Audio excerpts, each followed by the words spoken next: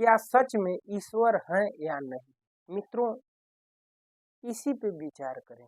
मित्रों, क्या सच में ईश्वर है या नहीं? एक तरफ अपना अनुभव और दूसरी तरफ शास्त्र। मित्रों, अनुभव तो ये कहता है कि ईश्वर है लेकिन मिले नहीं। ईश्वर है लेकिन मिला नहीं। और दूसरी तरफ शास्त्र कहता है ईश्वर तो है लेकिन आपने कभी ढूंढा नहीं। मित्रों, अनुभव की क्या बातें हैं, मैं वो अपनी बात बताता हूँ। मित्रों, अनुभव ये कहता है कि ईश्वर तो है लेकिन मिला नहीं। तो क्यों नहीं मिला? तो हमें ये लगता है कि ईश्वर को ढूंढना बहुत ही मुश्किल है। कभी लगता है कि हम उनको ढूंढ ही लेंगे, लेकिन लगता है कि लाखों प्रयास करने के बाद भी वह ईश्वर नहीं मिलेंगे। तो फिर ढूंढना क्या है? कभी ऐसा लगता है कि क्या सच में ईश्वर नहीं है? तो अंदर जो आत्मा है, जो कहा जाता है अंतरात्मा, वह स्वीकार नहीं करती है।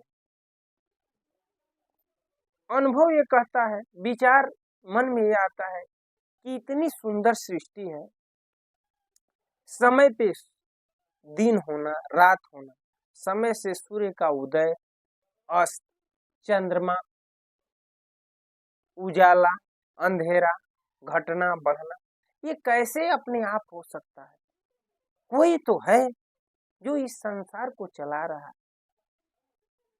कोई है, वो कोई कोई जो कहते हैं वही ईश्वर। तो मित्रों, अनुभव यही कहता है ईश्वर है लेकिन हम ढूंढ नहीं पा रहे हैं। कैसे ढूंढे? मन जो है इसी में अटक जाता है। और कभी कभी हम उदास भी हो जाते हैं, हम और आप उदास भी हो जाते हैं। लगता है चलो देखते हैं क्या होगा।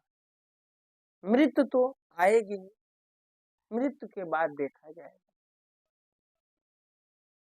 शास्त्र ये कहता है कि जो जीते जी नहीं देखा, वो मरने के बाद क्या देखेगा? जो जीते जी मुक्त नहीं हुआ, वो मरने के बाद मुक्त नहीं हो सकता। मित्रों, अब शास्त्र की बात कर लें।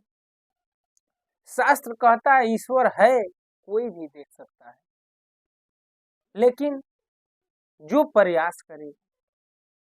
तो मित्रों, शास्त्र ये कहता है कि तप करना होगा और तप से जो है ईश्वर मिलते हैं। लेकिन क्या हम और आप तप की? तो शास्त्रों में लिखा है कि सबसे बड़ा तप है सत्य, और सबसे बड़ा धर्म भी है सत्य। कबीर कहते भी हैं, साँच बराबर तप नहीं, झूठ बराबर पाप, जाके हृदय साँच है, ताके हृदय। मित्रों, सच में तप करने से ईश्वर मिलेंगे। तो हम शास्त्रों को पढ़ते हैं, उसके बाद जीवन में उतार नहीं पाते हैं, इसलिए ईश्वर नहीं मिलते। तब हम अनुभव, शास्त्र पढ़कर जब हम अनुभव करते हैं कि नहीं नहीं, शास्त्र में लिखा है कि ईश्वर तो मिलेंगे ही, मिल जाएंगे। बहुत लोगों के मिले, और उनका नियम भी पढ़ते हैं। सत्य बोलना सबसे बड़ा सत्य है। सत्य, सत्य क्या है? सत्य बोलना। सबसे बड़ा पाप है क्या? झूठ बोलना। तो हमें सत्य बोलना है, और सबसे बड़ा तप भी सत्य है। लेकिन हमने तो ऐसा किया नहीं। तब हम अनुभव करते हैं कि नहीं नहीं, हम तो किए ही नहीं, सत्य के मार्ग पर चले ही नहीं, तो कैसे शास्त्र को दोष दे? तब हमें ये अनुभव होता है कि नहीं, हम कर ही नहीं पाते। मित्रों, हमारा जो अनुभव है, हमने जो अनुभव किया, मैं अपना बताता हूँ। तो मित्रों, हमने शास्त्रों के नियम क्या है, उसको फॉलो करने का बहुत प्रयास कर रहे हैं और कर भी रहे हैं।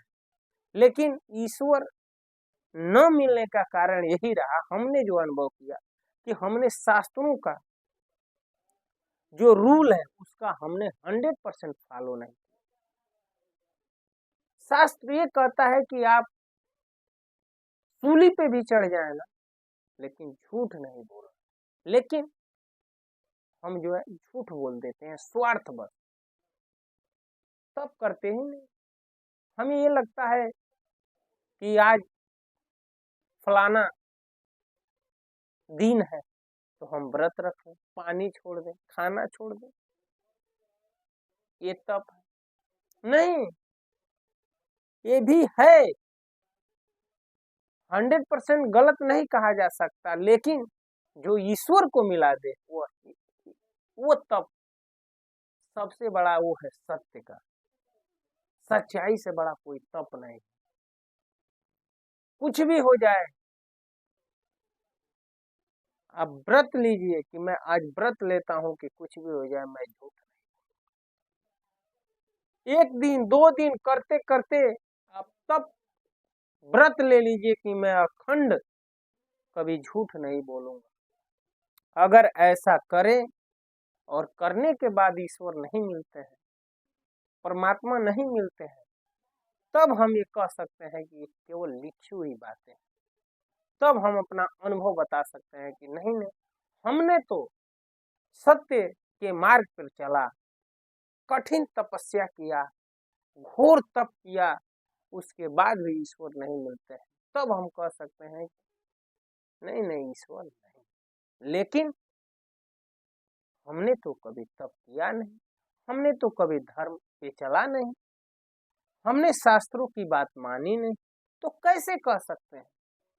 लेकिन जितना अनुभव रहा, अनुभव ये कहता है कि ईश्वर तो है, लेकिन हमने उसे जैसे ढूंढना चाहिए वैसे हमने ढूंढा नहीं।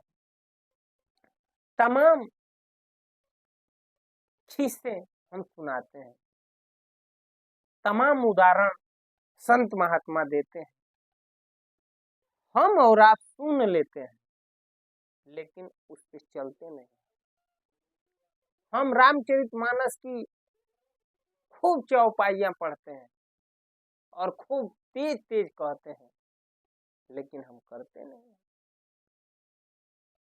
खूब पढ़ते हैं कि प्रातः काल उठूं रघुनाथा, माता पिता गुरु नाम माता। खूब पढ़ते हैं, लेकिन क्या हमने ऐसा कभी किया? नहीं करते हैं। उसी तरह ठीक सत्य मार्ग पे चलना ये सबसे बड़ा तप है, सबसे बड़ा धर्म है।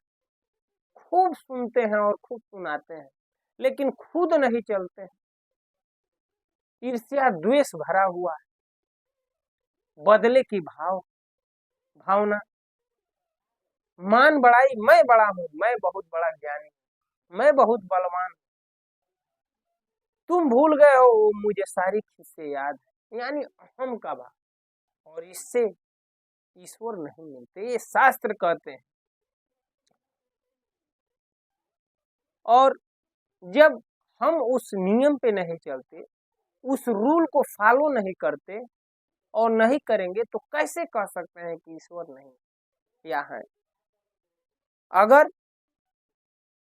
हम उस रूल पे चलते, उस नियम पे चलते और ईश्वर नहीं मिलते, तो हम कहते कि नहीं। अगर नहीं चलते हैं फिर कहेंगे तो गलत है। लेकिन मित्रों, अभी तक जो हमने अनुभव किया, शास्त्रों को पढ़ा, साधु संतों की बातें सुनी, अच्छे अच्छे आचार्यों की कथा सुने, तो हमें यही लगता है कि ईश्वर 100% है। लेकिन हम अभी 1% भी उस रूल को फॉलो नहीं कर पाते हैं जिस नियम के तहत ईश्वर मिलेंगे और मिलते हैं। हमारे अंदर इतनी बदले की भावना भरी हुई, द्वेष भरा हुआ है, क्रोध भरा हुआ है, लालची हो चुके हैं, इसलिए जो है परमात्मा ईश्वर हमसे नहीं मिलते। अहम का पर्दा, अहंकार का पर्दा इन आंखों पे चढ़ा हुआ है, इसलिए जो है इस संसार के भूल भुलैये में हम इतने भूल चुके हैं कि उस परम पिता परमेश्वर को भी भूल गए। हमें ये लगता है कि नहीं नहीं ये सब अपने आप हो रहा है, अरे अपने आप तो कुछ नहीं होता, अपने आप तो चिड़िए के घोंसले भी नहीं बनते, उसके लिए भी एक एक जो है पत्ते ढूंढ ढूंढ कर लाना पड़ता है। मित्रों, हमें और आपको उस रूल पे चलना होगा। और मित्रों, जो आज का प्रसंग था कि क्या ईश्वर सच में है या नहीं, तो मित्रों अनुभव यही कहता है कि ईश्वर सच में है, लेकिन हम सच में उस ईश्वर को खोजते नहीं, इसलिए वह ईश्वर हमसे लगता है बहुत दूर है या कल्पना में दिखाई देता है। मित्रों, उम्मीद करता हूँ ये वीडियो अच्छा लगा होगा। अच्छा लगा होगा तो कमेंट में जरूर बताइएगा कि आपको क्या अच्छा लगा। आज इस वीडियो में इतना ही, अगले वीडियो में फिर मिलते हैं, तब तक के लिए हरे कृष्णा, राम राम जी, नमस्कार, प्रणाम।